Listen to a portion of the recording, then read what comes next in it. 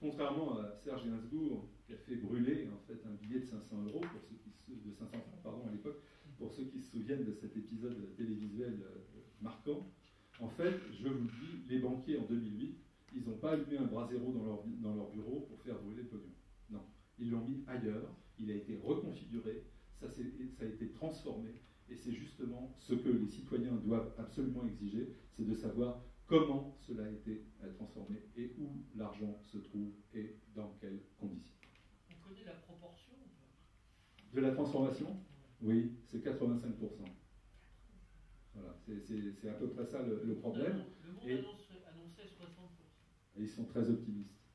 Mais en réalité, tout le problème, alors je vous dis 85%, moi c'est ce que j'ai déduit de mes lectures. Il se peut que ce soit effectivement 60%. Donc dans ce cas-là, ça ne concernerait pas 540 000 milliards de dollars, mais peut-être 380 000 milliards de dollars. Vous voyez ce que je veux dire? En fait, c'est ça l'enjeu. Et moi, ce qui m'inquiète, c'est que tous les discours économiques que j'entends, dont je lis en fait les développements, veulent réduire, veulent assigner le citoyen en fait à sa situation d'agent économique dans le monde de l'économie réelle, en lui cachant qu'il est aussi de facto un citoyen qui a sa place dans l'économie financière et que les financiers lui doivent 9 euros sur les 10 qui circulent dans ce monde. Et s'ils ne lui doivent pas, intégralement, au moins lui en doivent-ils une partie significative. Et c'est de ça dont il s'agit. Et la quantifiabilité, donc je vais essayer d'avancer, et après peut-être des questions se poseront. Les entrées et les sorties, en fait, doivent rester, et c'est tout l'enjeu. Vous parlez des chiffres du monde, je vous donne les miens, sans doute que les miens sont moins bons que ceux du monde, et je l'accepte très volontiers. Mais en tout cas, ce que je sais et ce que je souhaite que les citoyens réclament, en tout cas ce que je réclame moi en tant que citoyen, c'est que les entrées et les sorties restent mesurables au moyen d'une métrologie partagée. Ce qui suppose l'emploi de standards ouverts qui sont seuls capables d'assurer aux organes comme les États, les banques centrales, les agences du Trésor, mais aussi les instances de contrôle nationales et européennes, et enfin aux organismes indépendants qui seraient soucieux de participer à la compréhension des phénomènes financiers, et pourquoi pas soucieux de donner l'alerte. Et ici, en parlant de standards ouverts, on voit réapparaître en fait un des thèmes de la campagne du Parti pirate. C'est-à-dire l'open data, ça peut aussi concerner la quantifiabilité des données financières. Et cette base ouverte est simplement l'outil qui permettra que l'on puisse y voir clair. La troisième propriété que devraient respecter en fait les instruments financiers, c'est la descriptibilité des processus. Ce qui veut dire que si A entre dans la fameuse boîte noire, dans un état Y, et qu'il en sort B dans un autre état noté Z, alors ce phénomène est considéré comme connu, descriptible et reproductible. En clair, si vous collectarisez des produits d'un type A avec un autre type de produit appelé B, et que cette collatéralisation se fait dans une proportion précise, alors le résultat doit être connu d'avance. Parce que on serait assez surpris de trouver des morceaux de chou-fleur dans une pizza en choix mozzarella. Et en fait, c'est ce qui se passe en permanence. Et c'est cela, entre autres choses, qui a entraîné une confusion complète. Et les exigences de la descriptibilité ne s'arrêtent pas au respect de la recette. Elles supposent, pour être pleinement fonctionnelles, la non-brevetabilité des algorithmes de trading qui sont susceptibles d'altérer cette recette. Et là encore, on va voir reparaître un des thèmes de campagne du Parti pirate.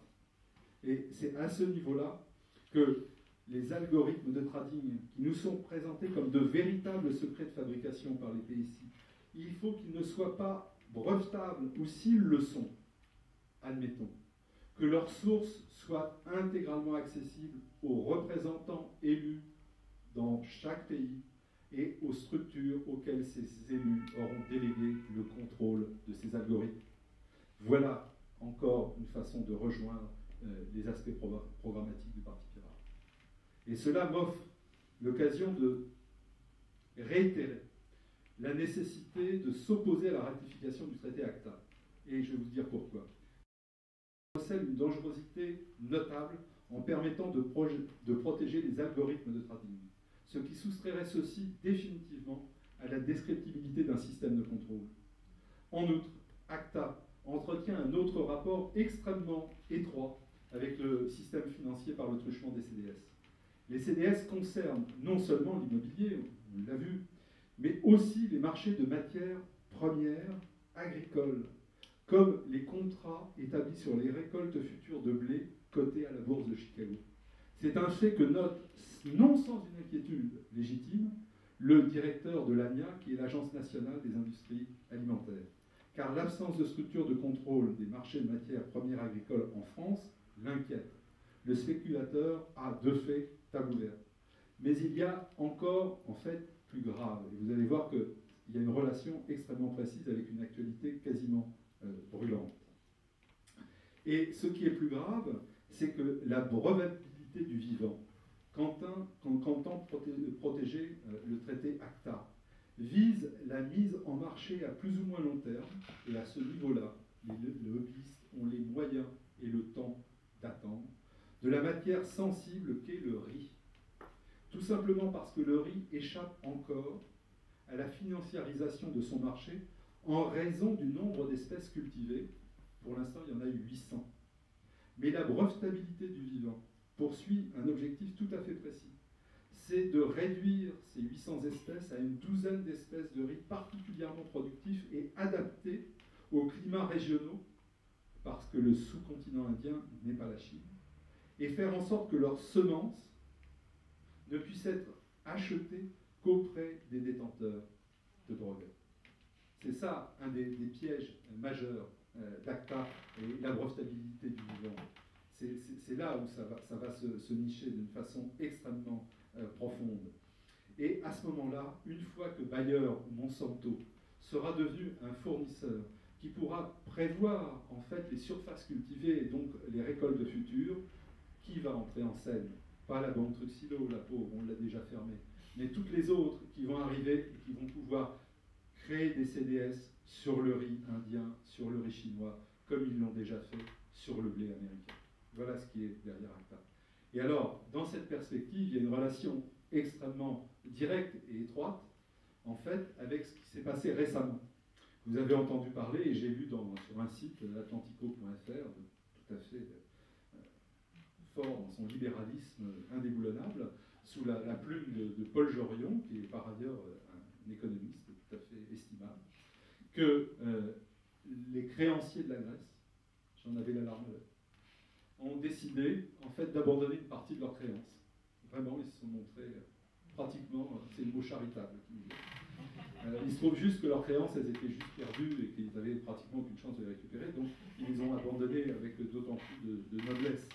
Mais ils les ont abandonnés surtout parce qu'ils ont bien senti qu'on était arrivé à un moment de l'histoire où s'ils insistaient pour ces 382 milliards, vous vous souvenez, de dollars, ça avait un petit côté quelque petit. Et qu'ils ont l'intention de faire beaucoup mieux.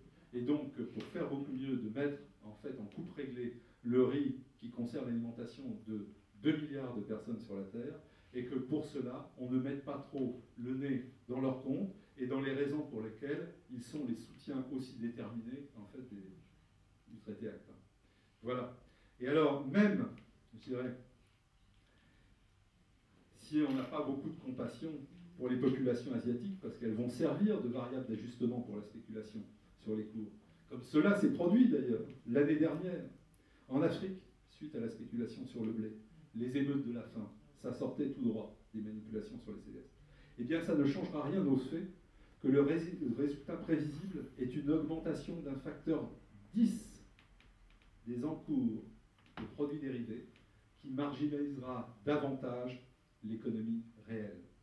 Et même si je n'ai aucune relation avec l'univers extrême-oriental, il faut savoir que le traité ACTA me concerne directement pour cette raison. Alors, face à cela, les recettes néo-keynésiennes, matinées d'un monétarisme qui préconise le contrôle de la masse monétaire en volume, Tout en respectant la vieille antienne frappée au coin du plus pur classicisme consistant à maîtriser l'endettement public, l'économiste s'aperçoit qu'il se trouve en face d'une aporie, et plus encore de ce qu'on appelle une décohérence du cadre d'analyse.